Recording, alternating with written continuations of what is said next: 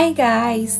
Before I proceed, please like this video, turn on your notifications to receive updates whenever we make a post. Thank you!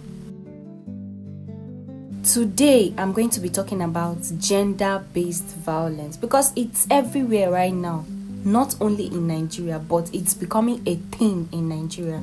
So I decided to talk about it today because the story long, it don't touch me, not me personally, but one of my friends. So I decided to talk about it today. Gender-based violence is a significant problem in Africa, where it's often perpetuated by societal norms and cultural practices that perpetuate inequality and discrimination against women. According to the United Nations, 1 in 3 women in Africa has experienced physical or sexual violence. And guess what?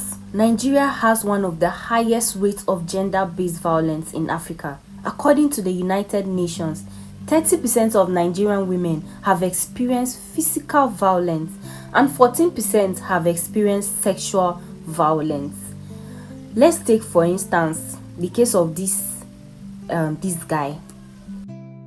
Guys, this boy is a serial killer. This is another victim of his that he most likely killed in February of 2023. A 20-year-old girl named Sarah Jonathan who went missing the 1st of February 2023 in the same Ikorodu area around the Ite-Olowo houses where Christina Idowu was said to have gone missing to. But nobody heard from her, nobody saw her, nothing came out of her case when she went missing last year. And from the look of things, turns out that this boy, Ayomide Adeleye, might be the one behind the disappearance and most possibly murder of this girl, whose body is most likely buried somewhere that only he would know. And the details are shocking. This girl went missing the same way Christina Idowu went missing. Just wait till you hear the details. So, Sarah Jonathan is a student of Lagos State Polytechnic in Ikorodu.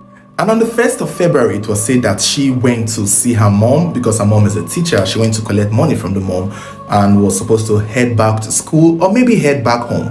But somewhere along the line, she vanished. However, around 12 midnight on the 2nd of February, her mother got a text from her mobile phone, from her WhatsApp. Somebody is chatting with the mother, telling the mother that she has been kidnapped and that the mother should send 1.5 million naira. Almost similar to this girl's case. It even gets worse. And that was how Sarah's mother started running elter-skelter. The mother could not come up with the 1.5, so she came up with 300k. And then the kidnapper urged the mother still to contact her school and hope that the school will help raise money. And that was what happened. The school, the student, the faculty helped raise money to pay to her kidnappers. And also the kidnapper sent a photo of her. Just the same way he sent a photo of Christina Idowu, this was how he also sent for Sarah Jonathan. And after they finished raising the money for her release, they stopped hearing from him. Up until now, when Christina Idowu's story is going viral, the family have not heard anything as regarding Sarah Jonathan. They met the police could not do anything. They tried tracing her phone, and they also noticed that her phone was traced to Ikorodu area in that same place where this girl went missing. And nobody knew anything. Nobody had any suspicion until now. It gets even worse and more damning for this boy. I am so confident that it's this boy that kidnapped and killed this girl, because not only did they already know each other, because the family did not know that they knew each other. When the Christina Idowu case blew up, they found out that this boy, Ayomide, is Facebook friends with Sarah Jonathan.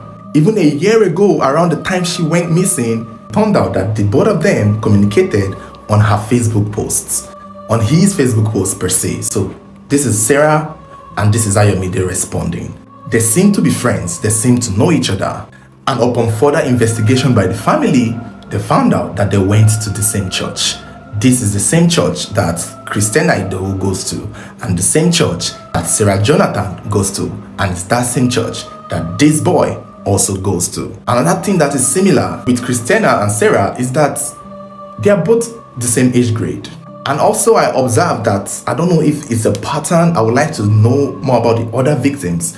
She only has a mom, she doesn't have a dad. And I think she too only has a mom, no dad. So I am guessing that this boy targets these girls specifically who only have their moms. No wonder when he wants to bargain, he goes solo, because we know real kidnappers. No kidnapper will call 1 million naira for you. No kidnapper will go through the stress of kidnapping somebody and then say pay 1M or collect 300M. That alone shows that whoever kidnapped these people are not very far. They didn't stress. They didn't worry. This boy is just a serial kidnapper and a serial killer. And right now, I feel like everybody needs to know, because there is a possibility. There are so many more victims out there. Mind you, remember people are accusing him of killing his ex-girlfriend back in 2022. This is 2023, so this is not the ex-girlfriend that went missing. Because the family of this girl did not know about this boy until now. They did not even know they were friends. Even if they saw him on her Facebook, they had no idea that he would be the one. There was no direct connection. He poses to be a photographer on his Facebook, so there's a chance that this is what he uses to lure these girls for what it's worth. And hopefully the police get to learn of this story, because I'm hearing that as at the time of making this video, the family of this girl are planning to go to the police to present her case, so that he will be confronted with the whereabouts of this girl, and hopefully he makes a confession that leads to closure for the family, because I know the chances are she's dead too. It's sad, it's unfortunate, but the chances are he too has killed her. And he too may have killed multiple girls like this. So where did he keep these girls? And why did he even do this? Does he even walk alone? Because rumors are that he doesn't walk alone. If he's not walking alone, then who is he walking with? I personally think he's walking alone. I feel like this is something he can easily do. My thing is, how does he kill the victim? I feel like because given the way that he props them after kidnapping them, there's a chance he strangles them. But I don't want to assume now. The police just need to do their investigation. Since they've come this far, we don't only need a confession from him, we need him to say more. Confess and mention the names of everyone he has killed, because whether he likes it or not, he's going down. And he also needs to tell us where he buries them. Where are their bodies? Where is this girl's body? Where is this girl's body? And where are the bodies of all the other possible victims that he may have killed and buried in a shallow grave somewhere? If this boy, most likely, because he claimed that he killed and buried this girl in his father's compound, only God knows how many more people are around that his father's compound. And if he has been doing this for as far back as 2020, that means he started off as a teenager, because he's 22, 23. So he most likely started at the age of 18, 19, killing young girls and burying them where? This is a psychopath here. This is a sick psychopath. And I am now beginning to feel that even if he doesn't walk alone, somebody knows something. Because there is no how this young boy, as young as he is, living in his father's house, he does not have his own apartment. He's bringing young girls into his home, into his father's house, into his family house. Whatever he's doing with them, and ending up kidnapping them, killing them and propping them up in his room, and then going as far as digging a shallow grave around the compound to bury them. Somebody gotta know something. I'm not going to call it, but I feel maybe his parents knows. His father, his mother, or maybe a sibling. Someone knows something. You can't be doing this for as far back as 2022 or only God knows how long, and nobody knows. Even if you bury her in a shallow grave, it's a compound. Children play. Somebody would have seen something by now. And if so, what? Because if you look at it too, he's making money from it. The millions and the 300k he's speaking from his victims, he's most likely taking care of his family through that means. He's most likely doing something with those money. If a young boy like this is bringing in so much money, then what is his family thinking? I don't know, but I have a strong feeling that somebody in his family knows about what he does to these girls and where he buries them. His mom or his dad or his sibling. Because if he's doing it in his family house, then a family member knows. And we too need to know. It's just crazy. She's friends with him. She most likely trusted him. They go to the same church. You see how these things happen. We always want to blame girls for being runs, girls being hookups. These are friends. If you see the way they chat on the Facebook, you can tell that this is not a relationship. These are friends. A boy that goes to my church. And for Christina, is a boy that goes to my school and my church. And is also my neighbor. We grew up together. It's crazy. It's scary.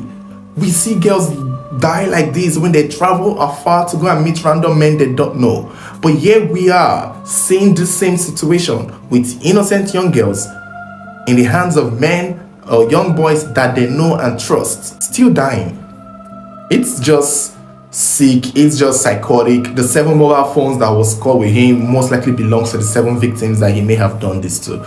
I just wish the police dig more. I just wish they find more, because if he's working with other people, then there's a chance that there are other people out there. And also we need to know how many members of his family is among, because his mother, father, if anybody so much as has an idea of what he's doing, they too should be locked up. So now we're expecting them to dig up bones around the compound. So he's just staying in a house where there are shallow graves around the compound with innocent young girls being buried there. And he gets to sleep very well and sleep in peace. And wake up every other morning, enjoying food, enjoying life, where there are dead girls buried around your father's compound. And you want to tell me your father does not know? Your mother does not know?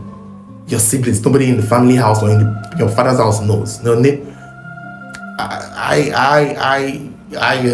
doubt. And we are waiting, honestly. I can't wait to see how this turns out, because I don't think it's only 2-3 victims. Where there is smoke, there is fire. And where there is 2 dead bodies, there is a possibility of more dead bodies. The thing is, nowhere is even safe these days. You can just be in your home and you'll be attacked. You can just be with your family friend and you'll be attacked. You can just be with your spouse and you'll be attacked. Just try to speak out whenever you experience things like this, because some people will be like, oh, it's my boyfriend, he's going to change, we are working on his temper, blah blah blah, and you go die for inside the relationship. Just need to be careful.